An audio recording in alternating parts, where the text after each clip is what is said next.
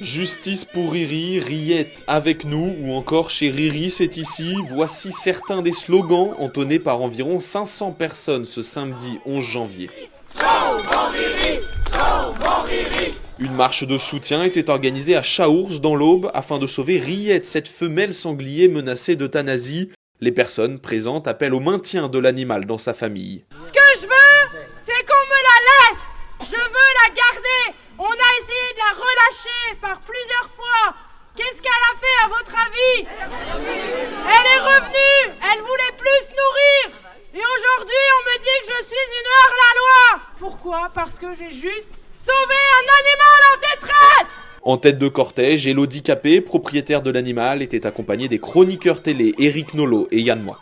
Le bon sens voudrait qu'il n'y ait même pas de débat et qu'on ne soit même pas obligé, quoique je me réjouisse de voir autant de monde, mais de faire cette manifestation parce que tout est réuni. Le bien-être de l'animal, le bonheur d'une famille, un peu de beauté ajoutée au monde.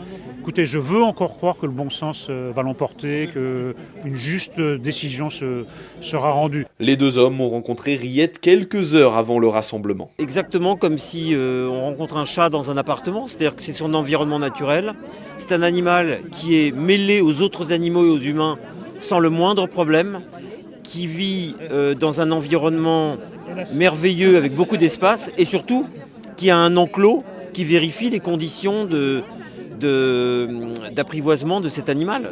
Des célébrités et des anonymes, tous venus pour soutenir Elodie dans son combat. Je trouve ça magnifique. Magnifique que les gens aient un tel élan de solidarité. Il y a des gens qui ont fait 800 km pour être là aujourd'hui. Ça prouve que j'ai réussi à conquérir et toucher le cœur des Français et qu'aujourd'hui, comme je l'ai dit précédemment et plusieurs fois, Riette, c'est ma lait, mais c'est aussi la lait de 400 000 autres personnes. Donc aujourd'hui, la justice va devoir rendre des comptes aussi à ces 400 000 autres personnes. Pour rappel, les demandes d'autorisation de détention d'animal non domestique formulées par Elodie ont toutes été refusées. Les autorités jugent cette détention illégale et l'animal risque l'euthanasie. Une issue inimaginable pour celle qui l'a recueilli et qui a eu l'idée d'un symbole fort, un cercueil à l'effigie de Riette. Alors c'est très symbolique, c'est voilà, si je me bats pas, elle va finir là. Voilà. Et ça, je veux pas.